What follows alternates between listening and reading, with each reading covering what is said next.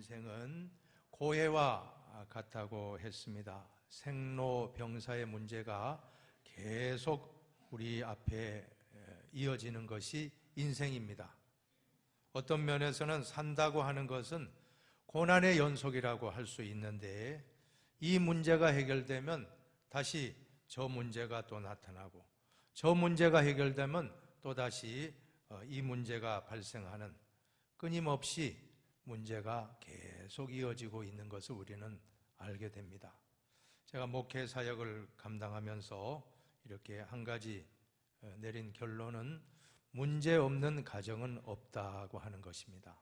한번 해보실까요? 문제 없는 가정은 없다. 이 문제가 해결되면 저 문제가, 또 아무리 저 가정은 문제가 없는 가정일 거야 하지만 또 그 가정에도 문제가 또 있습니다. 어떤 가정이나 크고 작은 문제는 다 있기 마련인데, 그런데 성경은 특별히 고난의 문제에 대해서 무엇이라고 말씀합니까? 성경은 고난이 저주가 아니라 축복이라고 말씀을 합니다. 시편 119편 71절 말씀을 다 같이 봉독하십시다. 고난당한 것이 내게 유익이라. 이로 말미암아 내가 주의 율례들을 배우게 되었나이다. 아멘. 고난이 무익한 것이 아니고, 고난이 저주가 아니고, 고난은 유익한 것이요 축복이라고 성경은 교훈하고 있습니다. 또 야고보서 1장에 보면 고난 당할 때에 기쁘게 여기라고 말씀합니다. 내 형제들아, 너희가 여러 가지 시험을 당하거든, 환난과 시험과 역경을 당하거든 온전히 기쁘게 여기라. 이것이 바로 성경이 가르쳐주는 고난에 대한 자세인데, 보다도 적극적인 고난관인 줄로 믿습니다. 고난과 환난이 있을 때 굴하지 말고 그것을 유익함을 발견하고 더 나아가 더 기쁘게 여기라. 그래서 오늘 성경에도 20절 하반절을 같이 보세요. 너희는 근심하겠으나 너희 근심이 도리어 기쁨이 되리라. 근심이 기쁨이 된다. 그래서 오늘 설교 제목을 환난 중에도 기뻐하는 이유라는 제목으로 말씀을 전하려고 합니다. 첫째는 왜 그렇게 할 수 있습니까? 이 환난이라고 하는 것이 잠시 잠깐이고 기쁨은 영원하기 때문입니다. 오늘 본문에 조금 있으면이라는 말씀이 한 7번 정도 나오는데, 오늘 16절을 한번 같이 읽어봅시다. 16절입니다. 조금 있으면 너희가 나를 보지 못하겠고 또 조금 있으면 나를 보리라 하시니. 조금 있으면, 즉 잠깐입니다. 잠깐 있다가 나를 보지 못하겠지만 또 잠깐 있으면 또 나를 보게 되리라. 예수님의 십자가와 부활 사건을 이렇게 말씀하고 있는 것입니다. 잠깐 있다가 조금 있으면 한 9시간 지나면 십자가 사건이 있을 것이고, 또 그 이후에 또 사흘이 지나면 또다시 부활하여 내가 너희를 다시 보게 되리라. 자, 그런데 이 모든 것이 잠깐이라고 하는 것입니다. 여기서 우리는 예수님의 시간관을 알 수 있는데, 잠깐, 고난이 있지만 십자가의 고난도 잠깐이다. 오늘 우리 인생도 잠깐인 것을 깨달으시길 바랍니다. 그래서 성경 베드로전서 1장에 보면 그러므로 모든 육체는 풀과 같고 그 모든 영광은 풀의 꽃과 같으니 풀은 마르고 꽃은 떨어지되. 풀과 같고 꽃과 같고, 우리 인생이 얼마나 참 짧고 짧은 인생을 살아갑니까? 또 야고보 4장에 보면 내일 일을 너희가 알지 못하는도다. 너희 생명이 무엇이냐? 같이 읽어봅니다. 너희는 잠깐 보이다가 없어지는 안개니라. 안개와 같다는, 안개가 아침에 잠깐 보이다가 햇볕이 떠오르면, 해가 떠오르면서 다 안개는 사라집니다. 이것이 바로 우리 인생이라고 하는 것입니다. 우리 인생도 한번 돌아보시기 바랍니다. 학창시절, 초등학교, 중고등 학창시절, 금방 참 엊그제 같은데 벌써 30, 40, 50대, 60대, 70대, 80대, 얼마나 세월이 빨리 흘러갔습니까? 금년을 보세요. 송구영신 예배가 엊그제 같은데 벌써 2월 중순입니다. 셋째 주입니다. 참 참 아마도 다시 또 연말이 돌아오고 또 송구영신 예배를 또 맞이할 시간이 금방 아마 흘러갈 것입니다. 세월이 얼마나 빠릅니까? 인생이 얼마나 짧고 짧습니까? 그런데 그래도 길게 느껴지는 시간도 있다는 것입니다. 고통의 시간, 힘든 순간. 예를 들어 볼까요? 군대 생활을 한번 생각해 보면, 저도 군대 생활 41개월을 했는데 요즘은 참 이렇게 19개월을 하더라고요, 보니까. 그래도 군인들은 힘들다는 거예요. 그래도 사실 제가 생각해도 연대장님한테 제가 신고하고 1990년도 7월 말에 전역했는데 신고하고 정말 날아갈 것 같아요. 야, 정말 긴 군대 생활 잘 마쳤다 하고 막 친구들하고 동기생들하고 기뻐서 얼마나 좋았습니까? 자, 마찬가지입니다. 우리 군인들 전역을 하고 할 때 얼마나 기뻐요. 요즘은 사실 구타도 없습니다. 휴대폰도 일과 시간에 다 사용하게 하고 모든 것 참 자유를 주고 참 군대의 모든 것이 좋아졌다고 하지만 그래도 군대 시간은 힘들다는 거예요. 우리 때 그런 말이 있었습니다. 국방부 시계는 천천히 돌아간다 하는 말이 있거든요. 참 늦어요. 어떻게 그렇게 시간이 안 가는지. 그래 어쩌다가 이제 군인들이 군대 생활 중에 휴가를 한번 나오면 우리 만나는 사람이 반가워서 또 나왔어 그러거든요. 그래 마지막 휴가 때 이제 나오면 제대합니다 그러면 벌써 제대야. 2년 동안 고생하고 나 나름대로 참 힘들게 군대 생활했는데 또 나왔어. 또 휴가야. 벌써 제대야 할 때 참 사회에서 느끼는 시간과 군인이 느끼는 시간은 참 이런 차이가 있구나 하는 생각을 하는데 오늘 예수님은 그 십자가의 고통도 잠깐이라고 말씀하고 있는 것입니다. 정확하게는 6시간을 십자가에 달려 계셨는데 제3시 오전 9시부터 제9시 오후 3시까지 6시간 동안에 그 큰 고통을 겪으셨지만 잠깐이라고 말씀하고 있습니다. 잠시 잠깐이라고 할 때 그것은 시간적으로 짧다는 것이고 또 잠깐이라고 하는 것은 그것은 제한되어 있고 끝이 있다고 하는 것입니다. 프랑스 소설가 로맹 롤랑이라는 분은 언제까지나 계속되는 불행은 없다. 여러분이 한번 해보십시오. 언제까지나 계속되는 불행은 없다. 끝이 있다는 것입니다. 터널을 통과하듯이 끝이 있습니다. 끝이 있습니다. 터널은 반드시 통과하게 돼 있고 이 고난의 터널도 끝이 있다고 하는 것입니다. 순교의 역사를 보면 로마의 원형 경기장에서 이제 사자의 밥이 되고 순교하기 직전에 어떤 어머니와 아들이 있었는데 아들이 너무 무서우니까 엄마 정말 무서워 죽겠어요. 그때 어머니가 이런 말을 했다고 합니다. 잠깐만 참아라. 곧 밝아질 것이다. 잠깐만 참아라. 지금 고통은 잠깐이지만 하나님의 축복은 영원하고 하나님 나라는 영원할 것이다. 밝아질 것이다. 참 이렇게 우리 앞에 놓여진 이런 고난이 있다 할지라도 우리는 참고 인내할 때 반드시 좋은 역사가 일어날 줄로 믿으시기 바랍니다. 근데 안타깝게도 참지 못하고 잘못되는 경우도 있다는 것입니다. 최남선, 이광수 이 두 분은 우리 민족의 참 훌륭한 지도자였는데 이 사람들이 일제하에서 참고 참다가 결국 변절하게 됩니다.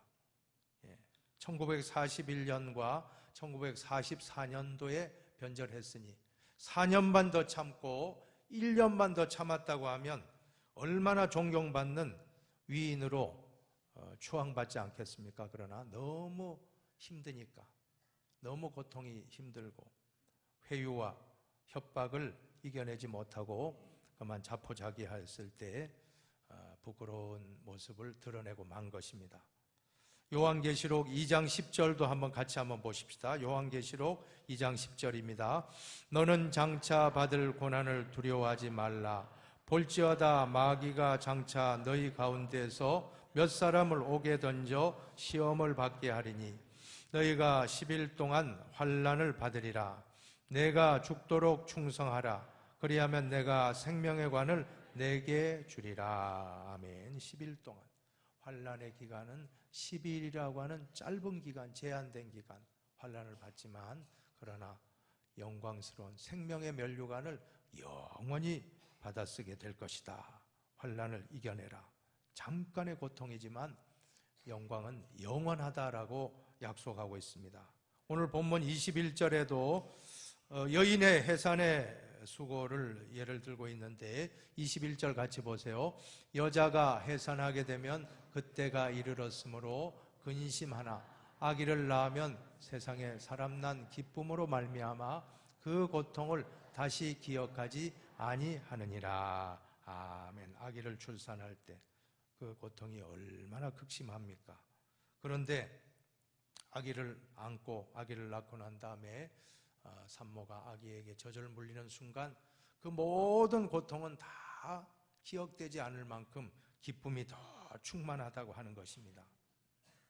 바로 이것이 우리 신앙인의 모습인 줄로 믿으시기를 바랍니다. 잠깐의 고통, 잠깐의 그런 고난이 있지만 영광은 영원하다고 하는 것입니다. 로마서 8장 18절도 같이 보세요. 생각하건대 현재의 고난은 장차 우리에게 나타날 영광과 비교할 수 없도다. 예, 고난은 잠깐이지만 영광은 영원합니다. 우리 옆 사람에게 한번 격려합시다. 고난은 잠깐이지만 영광은 영원합니다. 아멘, 아멘. 예, 이겨낼 수 있다는 것입니다. 잠깐의 고통은 우리는 견딜 수 있습니다.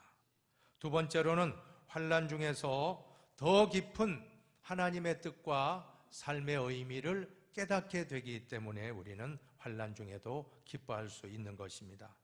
다시 한번 우리 시편 119편 71절 꼭 암송하시기 바랍니다. 한번 같이 읽습니다. 고난 당한 것이 내게 유익이라. 이로 말미암아 내가 주의 율례들을 배우게 되었나이다. 아멘. 고난 당한 것이 유익이라. 왜냐하면 이로 말미암아 내가 주의 율례들을 배우게 되었나이다. 바로 하나님 말씀을 배우게 되고 하나님 말씀의 의미를 더 깊이 깨닫고 삶의 의미를 더 깊이 깨닫게 되는 것은 고난이 있기 때문입니다. 고난 당하기 전에는 그냥 대충 살다가 고난이 오고 병이 찾아오고 실패가 찾아오고 여러 가지 어려운 문제를 만났을 때 우리는 그 문제로 말미암아 오히려 하나님 말씀을 더 깊이 깨닫게 되고 삶의 의미를 더 깊이 깨닫게 됨을 우리는 알게 된다고 하는 것입니다. 인간은 의미를 추구하는 존재입니다. 의미만 찾으면 어떠한 고난도 이겨낼 수 있습니다. 무의미에 빠져들지 마시기 바랍니다. 의미를 찾으면 반드시 승리하게 된다고 하는 것입니다. 죽음의 수용소에서라고 하는 책이 있는데 이 책은 빅터 프랭클이라고 하는 유명한 그런 정신과 심리학자요, 또 정신분석학자요, 의사입니다. 이분은 오스트리아 출신인데 이분이 로고테라피라고 하는 의미요법, 의미치료법이라고 하는 그런 치료법을 창안한 분으로 유명합니다. 유태인으로서 2차 세계대전 당시에 나치의 강제 수용소에 붙잡혀서 2년 반 동안 그 죽음의 수용소 생활을 경험하게 되는데 처음 한 2년간은 그래도 유대인 강제 집단 거주지의 게토 지역에서 이렇게 의사로 수감 생활을 하였는데 그러나 마지막 한 6개월은 아우슈비츠, 유명한 폴란드의 강제 수용소 아닙니까? 그곳에 수감자로 일반 수감자가 되어서 강제 노동을 하면서 죽음의 고통을 경험하게 되었던 것입니다. 처음에 그 아우슈비츠로 옮겨졌을 때 첫날 도착해서 이제 장교 한 사람이, 나치 장교 한 사람이 손으로 이렇게 가리킨다는 거예요. 왼쪽으로 가리키면 가스 시르고 오른쪽으로 가리키면 다행히 노동할 수 있는 생명이 보존되는데 이렇게 하는데 자신은 운이 좋아서 그때 90%가 다 가스실로 들어가서 다 죽었는데 10% 안에 속해서 밤중에 이렇게 보니까 먼저 수감자들이 이야기해 주길래 저 굴뚝의 연기가 뭔지 아십니까? 그 연기가 바로 가스실에서 죽어간 사람들이 화장되는 그런 광경이라는 거 알고 몸서리치면서 그날 밤 결심을 했다는 것입니다. 내가 무슨 수를 써서라도 살아남아서 앞으로 벌어질 일들에 대해서 글로 남기리라. 또 한 가지, 내가 꼭 살아서 사랑하는 아내를 꼭 다시 만나리라. 그 부인도 결국 나중에는 죽게 되는데 다른 수용소에 있었던 것입니다. 내가 살아남아서 사랑하는 아내를 꼭 만나리라. 내가 살아남아서 이 모든 사실을 만방에 내가 알리리라. 글로 전하리라. 이 마음을 먹고 이제 살고자 하는 열망을 가지니까 어떻게 했느냐 하면 매일 면도를 했다는 것입니다. 면도를 하루도 빠지지 않고 노동하는 중에 깨진 유리 조각을 구해서 계속해서 피가 날 정도로 면도를 하고 분류하는 장교 앞에서 아니 저 사람은 저렇게 면도를 하고 피가 날 정도로 면도를 했는가 살려줬다는 거예요. 기적과 같이 또 살아나고 저 사람 아직 쓸모있는 사람이다 이런 느낌을 주니까 기적과 같이 살아남았는데 삶의 의미가 얼마나 중요한지를 그 책에 보면 한 가지 예를 또 들고 있는데 F라고 하는 어떤 작곡가, 음악가가 있었던 것입니다. 이분이 하루는 너무 얼굴이 표정이 밝아서 내가 어저께 꿈을 꾸었는데 한 달 후 3월 30일에는 1945년입니다. 3월 30일에는 독일군이 항복한다는 꿈을 꾸었어요. 이제 한 달 후면 우리도 집에 갈 수 있습니다 하고 희망에 차서 그렇게 밝은 표정으로 말을 했다는 겁니다. 그런데 3월 30일이 지나도 아무 일이 일어나지 않자 3월 31일 날 그 다음 날 시름시름 앓던 작곡가는 다음 날 그냥 죽고 말았다고 하는 것입니다. 희망이 사라지고 의미가 사라질 때 희망의 끈을 놓아버린 사람은 자신의 목숨마저도 쉽게 포기할 수밖에 없다는 것을 깨닫고 한 가지 굳게 결심을 한다는 거예요. 나는 절대로 자살은 내 하지 않겠다. 아무리 힘들어도 어떤 일이 있어도 고통 속에서 죽음을 스스로 택하는 이것을 가장 쉽고 가장 나태한 방법이라고 생각하면서 끝까지 버텼다는 겁니다. 그런데 1945년 4월 30일에 히틀러가 자살로 죽습니다. 곧 이어서 빅터 프랭클은 수용소에서 해방되어서 그는 이런 말을 해요. 사람은 어떠한 최악의 조건에서도 삶의 의미를 찾을 수 있다. 여러분이 한번 읽어보시기 바랍니다. 사람은 어떠한 최악의 조건에서도 삶의 의미를 찾을 수 있다. 이 의미라는 것이 얼마나 중요하면 의미만 있다고 하면 그 사람은 어떤 악조건에서 살아남을 수 있다는 그런 주장을 하면서 의미치료법, 의미요법이라고 하는 그런 정신분석에 참 유명한 그런 학파를 창안하게 되었던 것입니다. 사탄 마귀는 우리를 넘어뜨릴 때 어떻게 넘어뜨립니까? 우리에게 의미 없게 만드는 것입니다. 만사를 무의미하게 해서 예수 믿는 것도 무의미하다 생각 들게 하고 기도하는 것도 무의미하다, 낙심하게 하고 절망하게 하고 모든 것을 낙심하게 하고 절망하게 해서 무의미하게 해서 우리를 넘어뜨리게 하는 것입니다. 사랑하는 여러분, 절대로 사탄의 전략 전술에 속지 마시기를 바랍니다. 우리 로마서 5장을 한번 같이 보실까요? 환난 중에도 우리는 어떻게 할 수 있습니까? 같이 한번 보십시다. 다만 이뿐 아니라 우리가 환난 중에도 즐거워하나니 연다는 소망을 이루는 줄 알미로다. 아멘. 환난 중에도 인내하게 되고 환난 중에도 끝까지 견디고 또한 연단을 통과하면 반드시 정금같이 나오는 소망의 순간이 오리라고 믿으시기를 바랍니다. 이제 세 번째로는 환난 중에도 기도함으로 기쁨을 누리게 된다고 하는 것입니다. 오늘 24절입니다. 본문 24절을 다 같이 봉독하겠습니다. 지금까지는 너희가 내 이름으로 아무것도 구하지 아니하였으나 구하라 그리하면 받으리니 너희 기쁨이 충만하리라.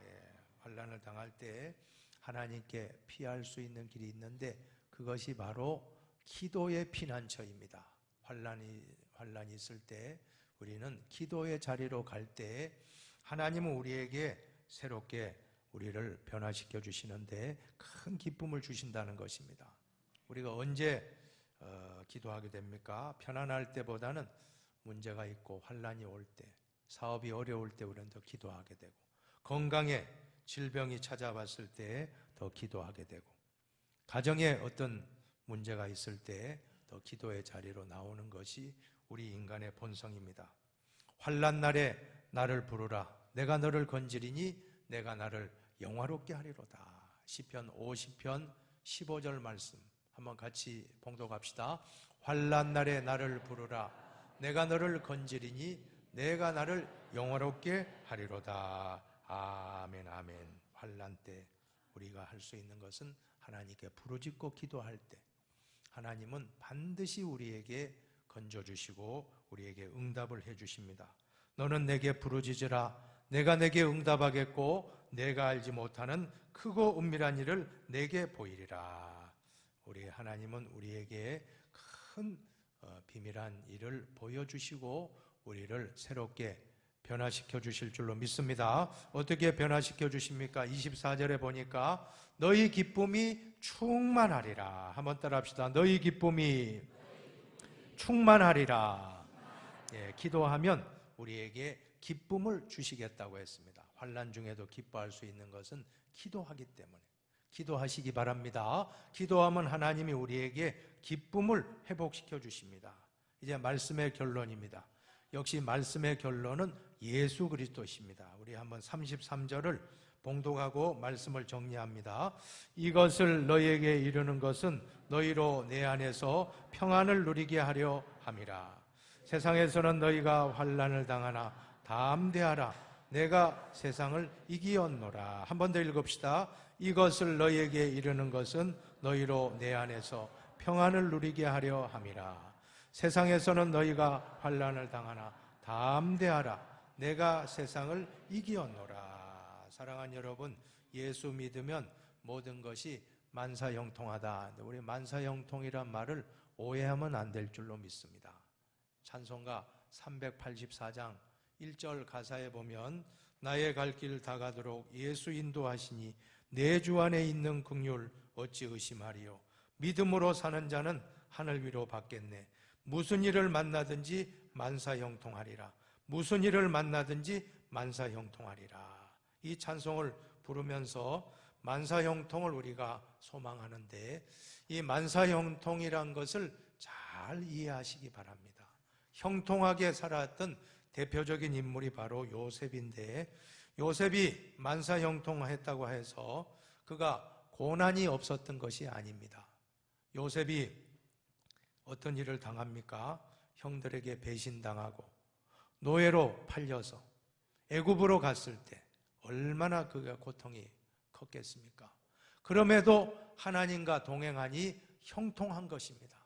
또 그 다음에 그 보디발의 집에서 참 이제 인정받고 큰 일을 맡고 가정 총무가 되었는데 이번에는 보디발의 아내가 유혹을 해서 유혹을 이겨냈는데 이번에는 강간 미수범으로 몰려서 감옥에 가는 그런 큰 고난을 또 겪었습니다. 그럼에도 하나님이 함께 하니까 그 고통을 이겨내고 형통한 길로 걸어갔습니다. 이제 감옥에서 그 바로의 신하 술 맡은 관원장의 꿈을 해석해 주므로 이제 복직하게 되는데 뭐라고 말했습니까? 약속하기를 나는 절대 강간범이 아니니까 바로에게 말씀하셔서 나를 꼭 나를 감옥에서 나올 수 있도록 꼭 좀 도와달라고 그렇게 했는데 2년 동안 아무 소식이 깜깜무소식이었습니다. 얼마나 참 답답했겠습니까? 자, 그러한 모든 가운데서도 하나님과 함께함으로 그 모든 고난을 이겨냈다. 자, 이것이 진정한 형통의 모습인 것을 우리는 알게 된다고 하는 것입니다. 자, 그래서 오늘 성경 말씀 보세요. 요한복음 16장 33절에 자세히 보시면 세상에서는, 한번 해보세요. 세상에서는 너희가 환난을 당하나. 여러분, 환난을 당합니까? 안 당합니까? 예, 당한다는 것입니다. 예수 잘 믿어도 교통사고 날 수 있습니다. 예수 잘 믿어도 암에 걸릴 수 있습니다. 예수 잘 믿어도 시련이 올 수 있고, 어떤 남편이 사고를 만날 때도 있고, 자식이 잘못될 때도 있고, 실직할 때도 있고, 실패할 때도 있고, 건강이 약할 때도 있고. 자, 그러나 문제는 담대하라.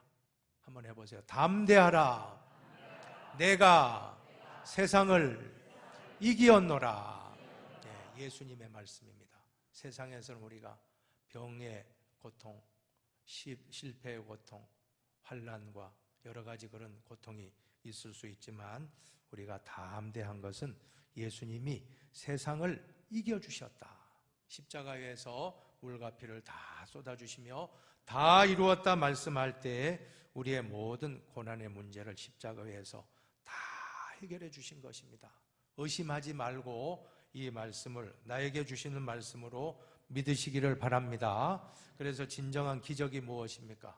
세상에서 환난을 당하지 않는 것이 기적이 아니라, 환난이 있지만 환난을 이겨낼 수 있는 것이 더 큰 기적인 줄로 믿습니다. 그것이 바로 믿음인 줄로 믿습니다. 믿음 생활 잘하면 실패도 없고 병도 없고 환난도 없고 뭐든지 하면 다 성공. 이게 복음이 아니에요. 가짜 복음입니다. 복음이 무엇입니까?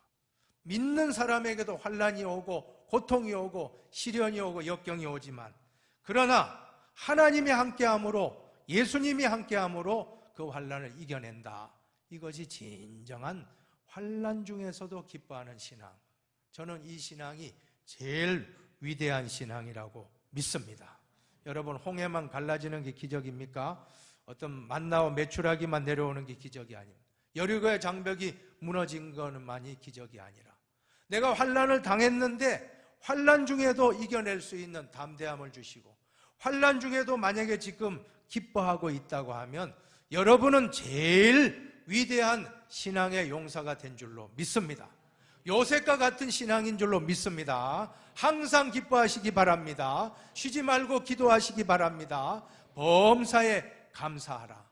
이것은 좋을 때만이 아니라 환난 중에도 기도하고 기뻐하고 감사하신다고 하면 제일 위대한 신앙의 용사가 될 줄로 믿습니다.